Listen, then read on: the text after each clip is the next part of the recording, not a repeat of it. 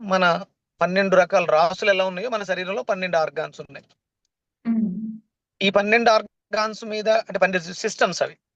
1 digestion system, 2 urinary system, 3 nervous system, 4 biometric clock వాయు system, 5 endocrine glands muscle, 6 చర్మ వ్యవస్థ skin system, 7 respiratory, 8 endocrines మన lymphatic system,